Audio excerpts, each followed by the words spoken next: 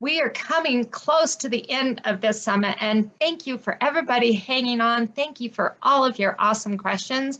And so it is with my pleasure that I get to wrap this up and bring to you our final moments here. So I am Peggy Green, the grief specialist, and I want to go ahead and get started with what I've got to share with you today. Ask yourself this question. Are you wondering how you should be grieving? Are you lost and don't know where to go for help or what to do? Do you ask yourself why all the time? I once asked myself these questions. I understand. I believe we have a lot in common.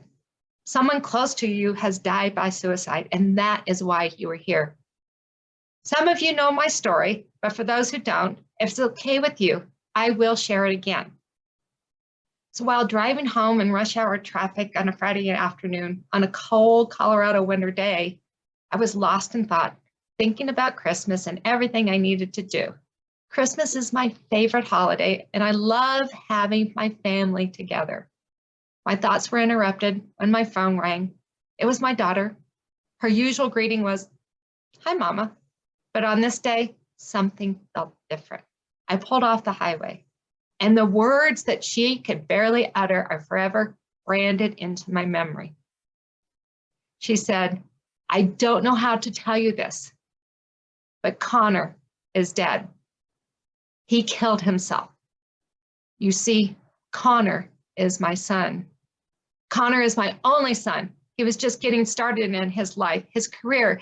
He was only 24 years old." And so I screamed at the top of my lungs, hitting the steering wheel and holding onto it so tight my knuckles turned white. My breath was taken away, and I yelled at God and asked, how did this happen? How would I survive this nightmare of 27 years earlier when I suffered the loss of my firstborn child at 9 months old? A parent's worst nightmare is to have a child die before them. It's not the natural order of things. Do you find yourself thinking the same thing? I couldn't believe it. And with the first loss, I looked everywhere for help and resources, and I felt like I couldn't find them. I felt like I walked this journey alone. And in between those losses, I experienced other family deaths. My father to cancer, my mother to cancer, my sister to cancer. And what I discovered is that as I made it through those processes, I helped myself heal. And I knew that the things that I had used and had built through the times would help me through my son. It's difficult to understand those whys. Why did they pass so young? Why did it have to be cancer? Why did it have to be suicide? I couldn't answer that question 3 years ago, but God's preparing me for my losses. God isn't responsible, but He's given me the strength and courage to overcome this heartache and this pain. I've been able to move through it. It's not always been pain-free or easy, and it takes time. Ratio sadness is no longer 100% sadness and 0% joy. Now it's closer to smaller 5 to 10% sadness and 90 to 95% joy. Because we are not meant as human beings to be joyful 100% time. We do experience those. So it's okay. And now I get to spend time with my family without guilt. I remember my 2 children in heaven. I live for my 2 children that are here on earth. My life is as normal as it can be. It's changed. I've learned to embrace those holidays as they've now taken on a new look and a new meaning. Is that something you would like to be able to embrace? And I also found that purpose that we've talked about to move forward. I help women move through the mental, physical, emotional, and spiritual suffering caused by child loss and by suicide. And I wrote Life After Child Loss, a Mother's Survival Guide to Cope and Find Joy after my son died, and decided to wrap into grief coaching.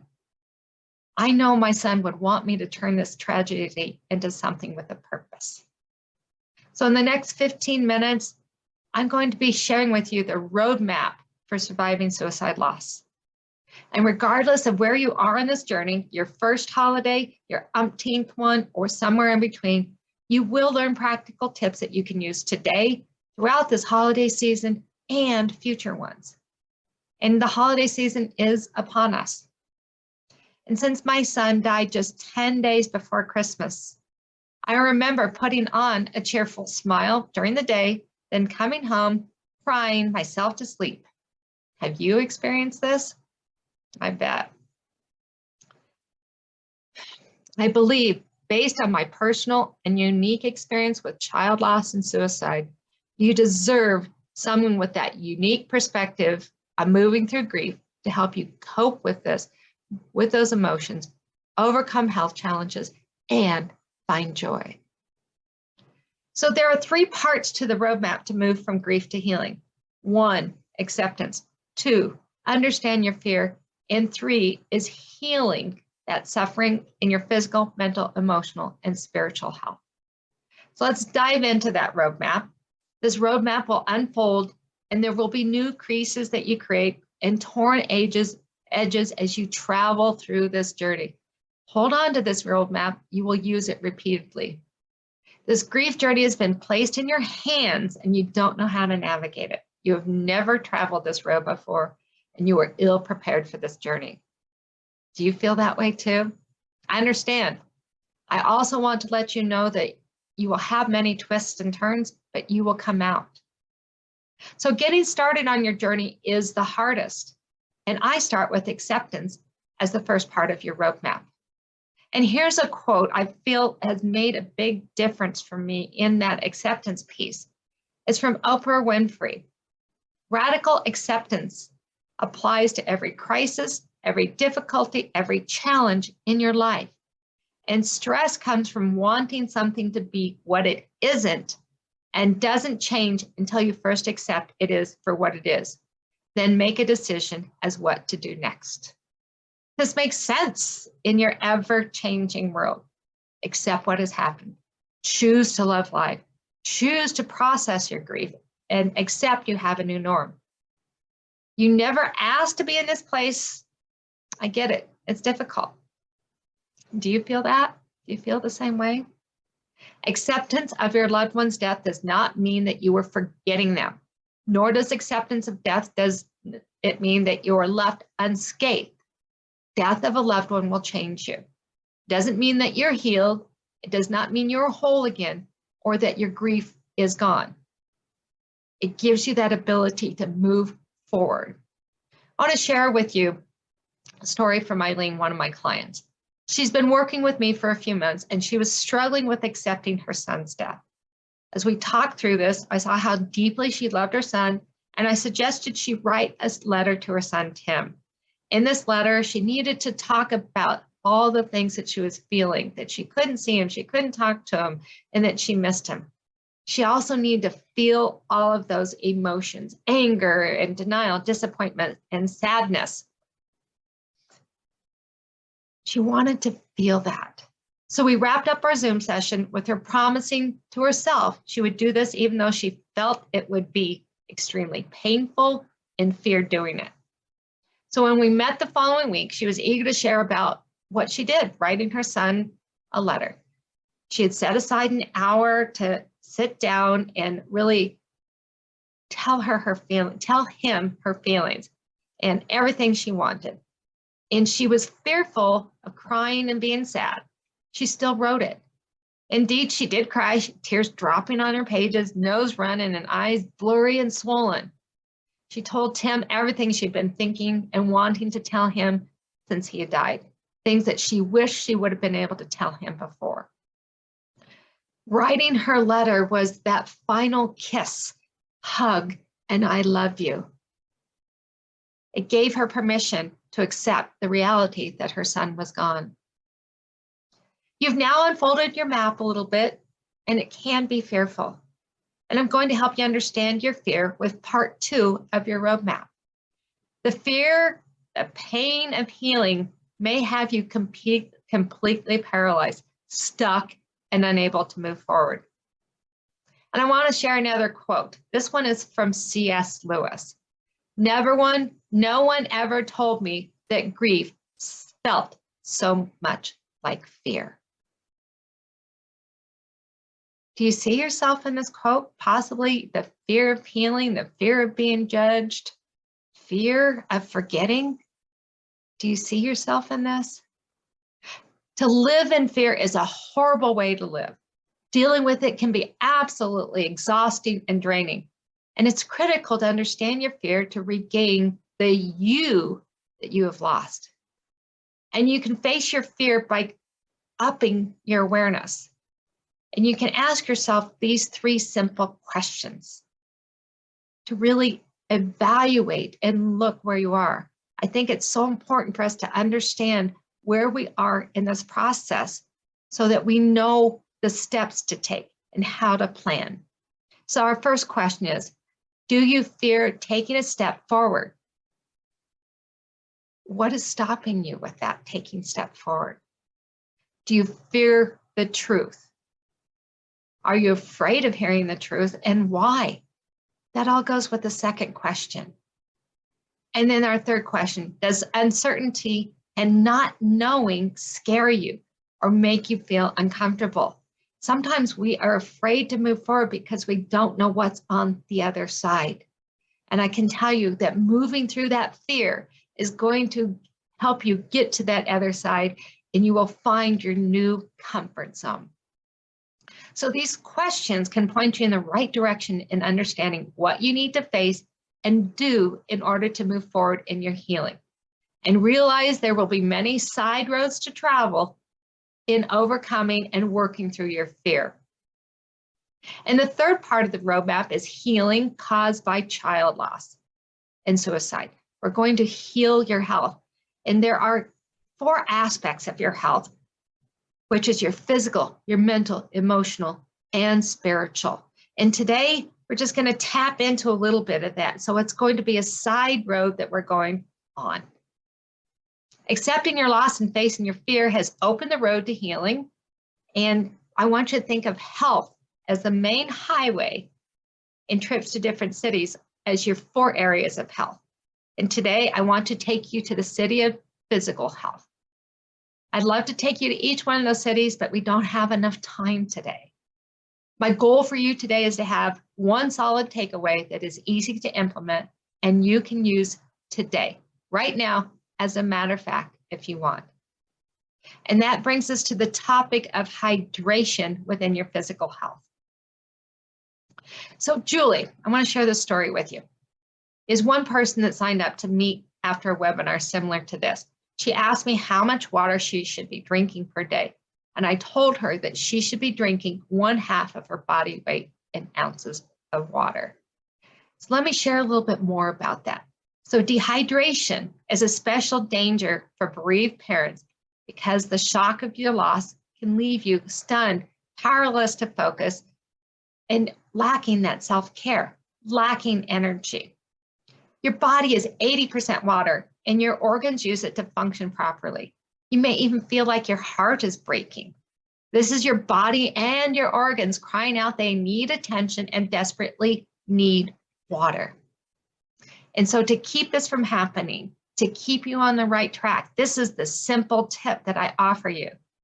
I suggest that you calculate how much water you should be drinking every day to keep you focused, to keep your organs from shutting down, and keep your grief from deepening.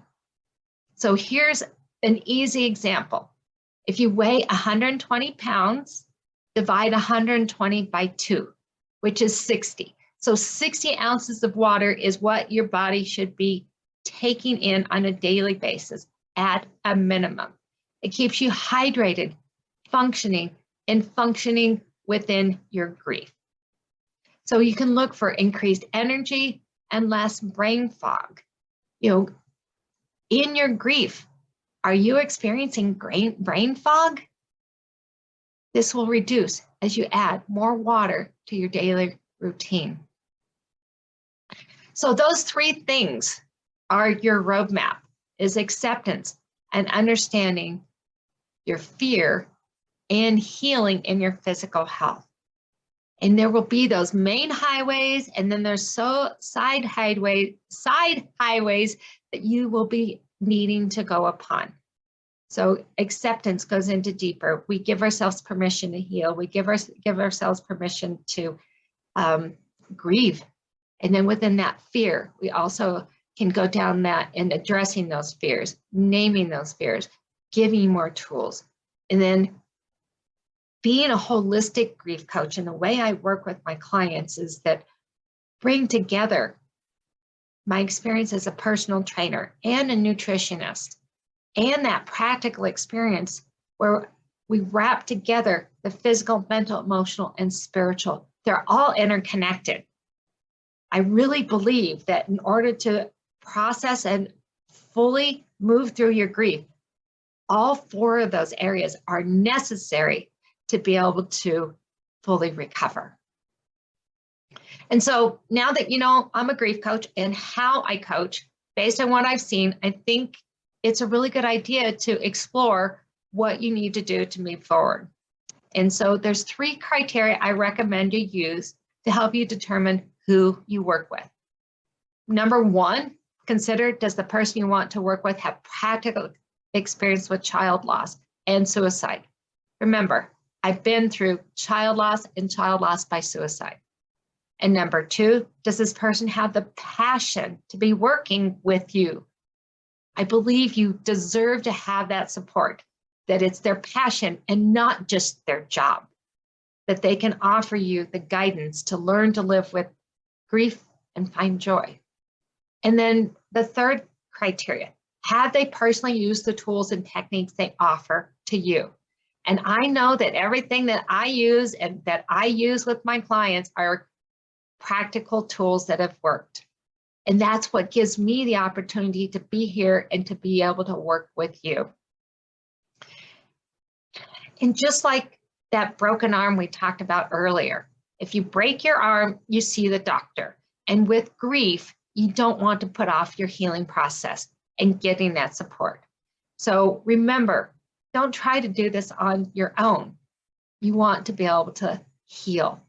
So don't be one of those people who wish 2, 3, 10 years later that you were able to grieve and you don't like the fact that you have lost those years in your life. So I want to leave you with a short story. And after Connor's passing, I started posting on Facebook and I was being vulnerable in all my heartache and confusion and despair. However, having that mindset that I'm strong and courageous, my posts were not just about grief. They also included my methods and tips on how I was dealing with loss. And there were many people who were responding to my posts. So even without being an official coach, I was helping people. They knew that what I was posting resonated. And I'm blessed to have acquired those resources to help others. And I want to share, working with a grief coach, I personally did that after Connor died. And it was one of the best decisions I made because I was hurting so deeply. This was huge in helping me, having a coach to support me. And sometimes it's easy to get stuck in your grief, and it can take a coach or a mentor to move you along. I can be that coach for you. I can be the one to get you to where you want. And as arduous as it seems, you will survive the holidays in one piece. You will look back and say, it's the day after Christmas. I made it. You will look back the day after New Year's, and I made it. You will survive these. Set your mindset to do this. Your grief, it might be exceedingly difficult to get through this. However, you will get through it and come out. When you find yourself smiling, that is okay. Allow the joy to come through in your life. Your loved one would want you to be happy for you. The best gift you can give yourself is living your life to the fullest, even as you adjust to the loss and memory. So one of the most common questions that people ask me is, Peggy, how do I work with you? So my answer is to let's see if this is a fit. So I offer a grief breakthrough session. It's a 55-minute Zoom session. So no matter where you are, we can connect on Zoom and we can talk about this. And I understand what it's like to lose a child to suicide. Through our time together, you will understand that what you're experiencing is normal and a natural response to death. You'll have a safe haven to express your emotions through me. You'll understand your grief is unique and you will feel less alone. You will have that support. Somebody's experienced the same thing. You will have hope. You'll feel confident again. And you will find that purpose. So you can schedule your free grief breakthrough session by visiting my website, thegriefspecialist.com, and that's THEE. So because the magnitude of my losses, it's thegriefspecialist.com. And I made it easy. The schedule button is on every page. And whether you work with me or not, it's important that you move forward. I want to thank you for joining us today. And so what I would like to do is share with you that this has been amazing to have you with us here. And this concludes Dealing with Grief During the Holidays, Survive Suicide Loss Virtual Summit.